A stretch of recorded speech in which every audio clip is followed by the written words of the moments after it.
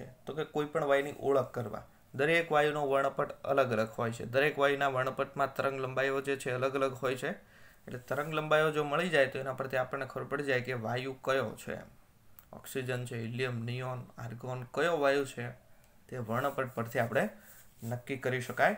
એટલે કોઈ પણ વાયુના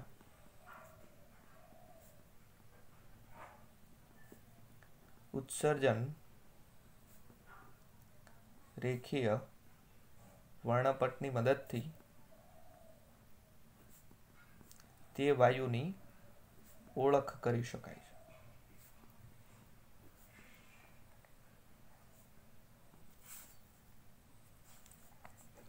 બીજો પ્રકાર છે શોષણ રેખીય વર્ણપટ.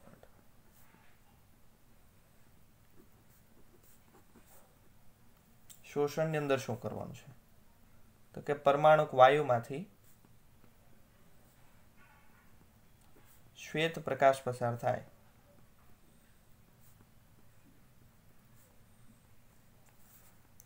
ત્યારે તેમાંથી નિર્ગમન પામતા એટલે કે બહાર નીકળતા પ્રકાશમાં વાયુની લાક્ષણિકતા અનુસાર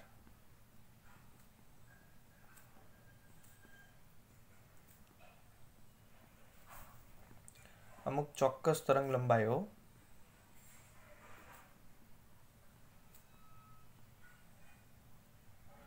ગેરહાજર હોય છે. ગેરહાજર હોય એટલે ત્યાં કાળી પટ્ટી દેખાય, કારણ કે એ બધી શોષણ પામી ગઈ હોય. બરાબર છે? ગેરહાજર હોય છે અને તેથી વર્ણપટમાં અપ્રકાશિત એટલે કે કાળી પટ્ટીઓ દેખાય છે અને તેને શોષણ રેખીય વર્ણપટ કહેવાય.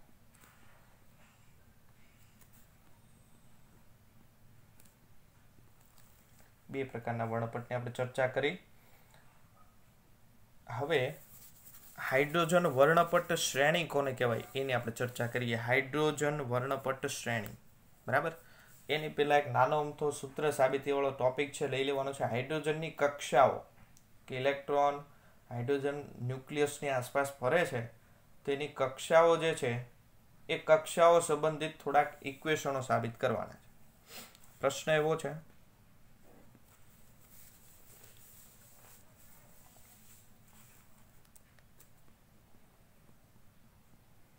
ઇલેક્ટ્રોનની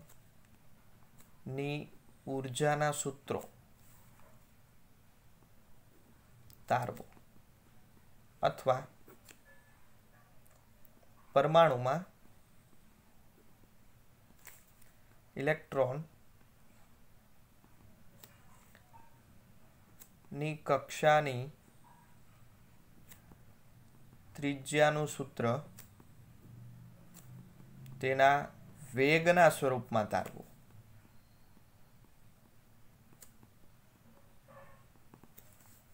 આવો પ્રશ્ન છે. ઉર્જાના સૂત્ર તારવો અથવા તો ત્રિજ્યાનું સમીકરણ વેગના સમીકરણમાં તારવો. બરાબર છે?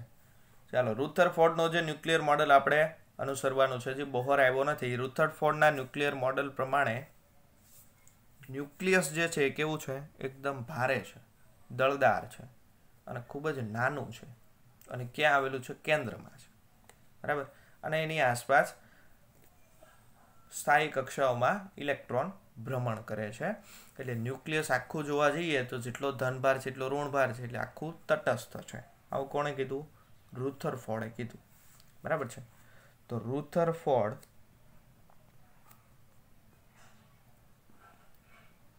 ના મોડેલ અનુસાર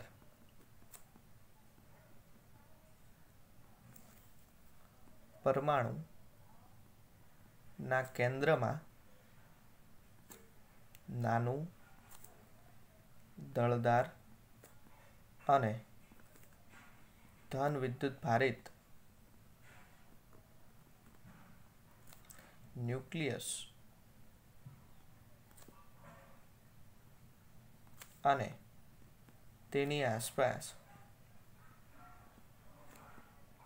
સ્થાયી કક્ષાઓમાં ઇલેક્ટ્રોન ભ્રમણ કરતા હોય છે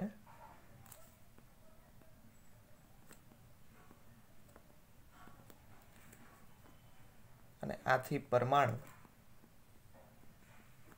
તટસ્થ હોય છે.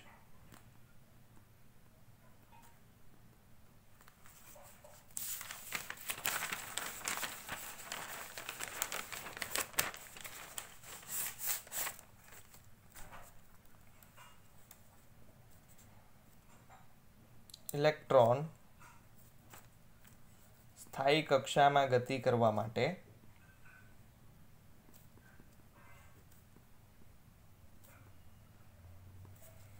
ચાલો હવે સમજી લો થિયરી શું છે આખી કે ભાઈ ઇલેક્ટ્રોન જે છે ન્યુક્લિયસની આસપાસ ભ્રમણ કરે છે. માની લો r ત્રિજ્યાની કક્ષાની અંદર એ ભ્રમણ કરે છે. ઇલેક્ટ્રોનનું દળ m જેટલું છે અને એનો વેગ v જેટલો છે. એટલે આપણને ખબર છે કેન્દ્ર તરફ કેન્દ્રગામી બળ mv²/r લાગશે. બરાબર. એક જ બળ લાગતું નથી. અહીંયા બળને બેલેન્સ કરવા માટે બીજું એક બળ સામે લાગે છે. કયું બળ છે?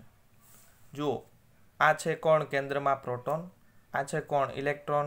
એટલે બે અલગ અલગ વિદ્યુતભાર થઈ ગયા. તો આપણને ખબર છે બે વિદ્યુતભાર, બંને વચ્ચે અંતર r છે, તો બંને વચ્ચે k q1 q2/r² પ્રમાણે કુલમ્બ બળ પણ લાગશે. એટલે આ જે ઇલેક્ટ્રોન છે ને એના પર હકીકત બે બળ લાગે છે. કયા કયા? એક કેન્દ્રગામી બળ mv²/r અને બીજું કુલમ્બ બળ k q1 q2/r². પણ રુથરફોર્ડે એવું કીધું કે ભાઈ પરમાણુ જે છે એની જો આપણે સ્થિરતા સમજાવી હોય કે પરમાણુ જે છે એને સ્થિર રાખવો હોય તો આ જે ઇલેક્ટ્રોન પર બળ લાગે છે એ પરસ્પર વિરુદ્ધ દિશામાં લાગવા જોઈએ. એક અંદર લાગે તો બીજું બહાર લાગવું જોઈએ. એટલે પરમાણુમાં ઇલેક્ટ્રોન જે છે એ કેવો રહે? સ્થિર રહે. બરાબર. મતલબ કે આ કક્ષામાં ગતિ કરતો રહે એમ ટૂંકમાં. બરાબર. કક્ષા છોડીને અંદર કે બહાર ન જાય એટલા માટે આના પર બે પરસ્પર વિરુદ્ધ દિશામાં બળ લાગવા જોઈએ. તો જુઓ, આ જે બળ છે એ કેવું હોય? આકર્ષણ પ્રકારનું, કારણ કે પ્લસ માઇનસ છે એટલે અંદરની તરફ એક બળ લાગશે, આ કુલમ્બ બળ. અને આ બળ જે છે હકીકત કેન્દ્રગામી નથી લેવાનું, આપણે લેવાનું છે કેન્દ્ર ત્યાગી. બે પ્રકારના બળ આવે. 11માની અંદર ભણી ગયા તમે, વર્તુળાકાર માર્ગીય પદાર્થ ગતિ કરતો હોય તો કેન્દ્રગામી પણ લાગે અને ત્યાગી પણ લાગે. તો જે કન્ડિશન આપણે જોઈતી હોય એ પ્રમાણે બળ લેવાનું. તો આ કન્ડિશનમાં ઇલેક્ટ્રોનને બેલેન્સ કરવો હોય તો કેન્દ્ર ત્યાગી લેવાનું, એટલે કેન્દ્રથી દૂર લેવાનું. બરાબર. એટલે બંને બળ પરસ્પર સમાન મૂલ્યના હોય અને વિરુદ્ધ દિશામાંના હોય તો ઇલેક્ટ્રોન શું રહે? અહીંયા કક્ષાની અંદર જ રહે, નહીં અંદર પણ આવે કે નહીં બહાર જાય. ઓકે. તો ઇલેક્ટ્રોન સ્થાયી કક્ષામાં ગતિ કરવા માટેની શરત શું છે? Fe = Fc. Fe એટલે કુલમ્બ બળ અને Fc એટલે કેન્દ્રગામી બળ. બરાબર છે. તો Fe ની જગ્યાએ શું લખાય? k q1 q2/r². પણ q1 ને q2 બંને શું છે? E છે ને, તો k e²/r² લખી શકાય. E એટલે ઇલેક્ટ્રોનનો વિદ્યુતભાર. જેટલો ઇલેક્ટ્રોન હોય એટલો જ પ્રોટોનનો હોય. બરાબર. નિશાની આપણે ગણતા નથી. નિશાની માત્ર આકર્ષણ અપાકર્ષણ દર્શાવે. હકીકત માઇનસ આવશે પણ માઇનસ આપણે ગણ્યું નથી, કારણ કે માઇનસ શું દર્શાવે? આકર્ષણ થાય છે. બરાબર. = Fc એટલે mv²/r. ચાલો, k છે, k ની જગ્યાએ 1/4πε0 લખો તો e²/4πε0r² = mv²/r. બંને બાજુથી r ની એક ઘાત કેન્સલ થઈ જાય તો e²/4πε0r = mv². r ને કરતા બનાવી નાખો. r અહીંયા જાય, mv² નીચે આવે. r = e²/4πε0 mv². જોજો, r એટલે શું છે? ઇલેક્ટ્રોન જે કક્ષામાં ફરે છે, કક્ષાની ત્રિજ્યા, પેલી, બીજી, ત્રીજી, ચોથી, કોઈ પણ કક્ષા હોઈ શકે. e²/4πε0m આટલી વસ્તુ અચળ છે. બદલાય કોણ? વેગ બદલાય. કક્ષા બદલાય એ પ્રમાણે વેગ બદલાય. બરાબર છે. તો અહીંયા તમે જોઈ શકો r ચલે છે 1/v² કહી શકાય. તો જેમ જેમ હું કક્ષા મોટી કરતો જાઉં, મતલબ કે પહેલામાંથી બીજામાં જાઓ, બીજામાં ત્રીજામાંથી ચોથામાં, એમ ઇલેક્ટ્રોનનો વેગ કેવો થાય? ઘટતો જાય. જો r વધે v ઘટે, વ્યસ્ત પ્રમાણ છે. એટલે એનો મતલબ સિમ્પલ એવો થાય કે કોઈ પણ ન્યુક્લિયસની આસપાસ અનંત કક્ષાઓ હોય તો પહેલી કક્ષામાં જે ઇલેક્ટ્રોન ફરે છે એનો વેગ સૌથી હાઈએસ્ટ હશે. કેમ? કારણ કે પહેલી કક્ષા માટે આર સૌથી નાનું, બીજી કક્ષામાં આર એના કરતાં મોટું, આર એટલે ત્રિજ્યા, જે વર્તુળ માર્ગે ફરે છે એની ત્રિજ્યા, બરાબર છે. તો આર ચલે છે 1/b². એનો મતલબ કે જેમ જેમ કક્ષા મોટી થતી જાય એમ એનો વેગ શું થાય? ઘટતો જાય. એટલે ઇલેક્ટ્રોન ધીમે ધીમે ફરે. એટલે પહેલી કક્ષામાં ઝડપથી ફરતો હોય, બીજી કક્ષામાં થોડોક ધીમે ફરતો હોય, ત્રીજીમાં એના કરતાં ધીમે ફરતો હોય. તો અનંત નંબરની કક્ષા છે એમાં વેગ કેટલો હોય? 0 હોય. v infinity 0. અનંત નંબરની કક્ષા છે એની અંદર ઇલેક્ટ્રોન સ્થિર છે એવું ધારવામાં આવે છે. હકીકત ક્યાંય ઇલેક્ટ્રોન સ્થિર હોતો નથી, પણ આપણે એવું ધારણા કરી કે ભાઈ અનંત નંબરની કક્ષાઓમાં જો ઇલેક્ટ્રોન ફરતો હોય તો એ કેવો હોય? સ્થિર હોય, ફરતો હશે નહીં. ક્લિયર? તો આ સૂત્ર બની ગયું ત્રિજ્યા અને વેગ વચ્ચેનો સંબંધ, જે આપણો પ્રશ્ન હતો. ત્રિજ્યાનું સૂત્ર વેગના સ્વરૂપમાં તારવું. એક પ્રશ્ન પૂછાય તો અહીંયા સુધી લખવાનો. બીજું, ઇલેક્ટ્રોનની ઉર્જાના સૂત્રો તારવું. તો ઉર્જા બળ હવે શરૂઆત થાય છે. તો ગતિ ઉર્જા કે કહેવાય, કે બરાબર 1/2 mv² કહેવાય.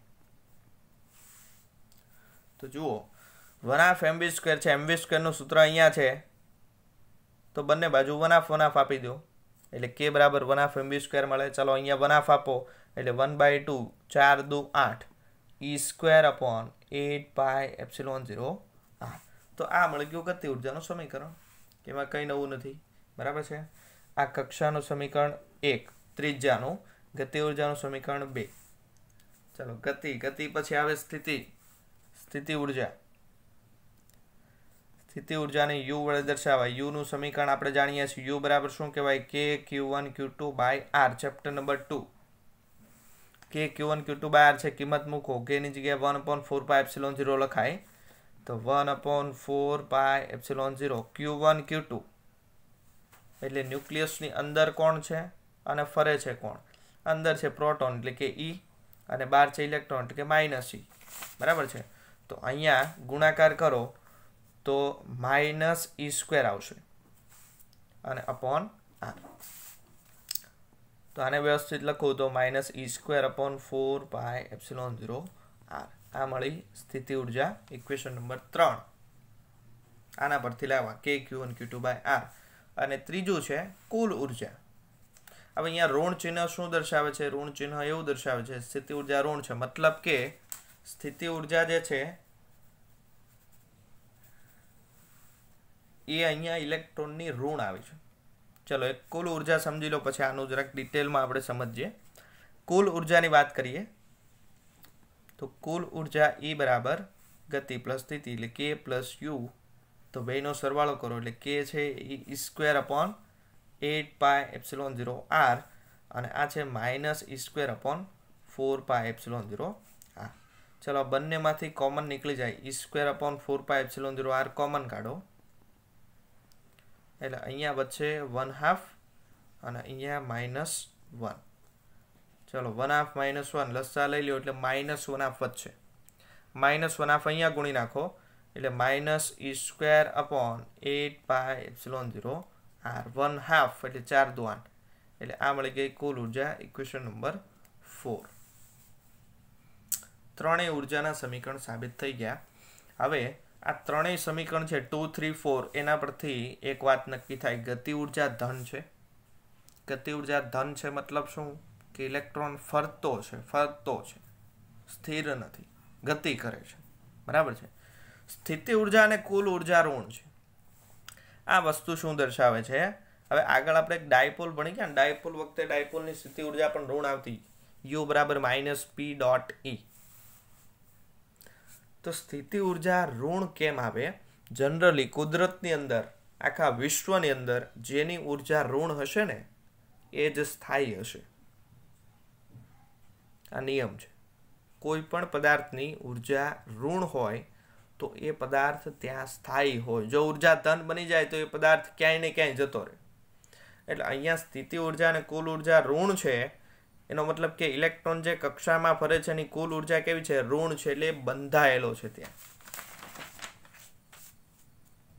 કક્ષામાં ઇલેક્ટ્રોન જે છે એ ન્યુક્લિયસ સાથે બંધાઈ ગયેલો છે. જો આને હું ઉર્જા બહારથી આપું, એટલી આપું કે જે આની ઉર્જા ઋણ હતી એની જગ્યાએ ધન બની જાય, તો એ કક્ષાને છોડીને જતો રહે. બરાબર છે. અને બંધિત રહેવા માટે એની ઉર્જા કેવી હોય? ઋણ. એટલે હમણાં આપણે વાત કરીએ એમ બહારથી શ્વેત પ્રકાશ આપો એટલે શું મળે? આને ઉર્જા મળે. ઉર્જા મળે એટલે શું કરે? કૂદકા મારીને બાર જવા મળે. ઓકે, એટલે આ નિયમ છે.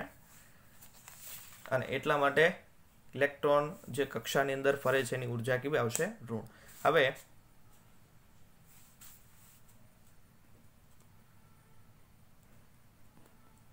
ઇલેક્ટ્રોનની કુલ ઉર્જા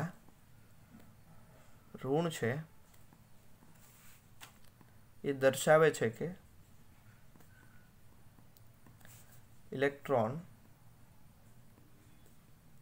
ન્યુક્લિયસ સાથે બંધિત છે.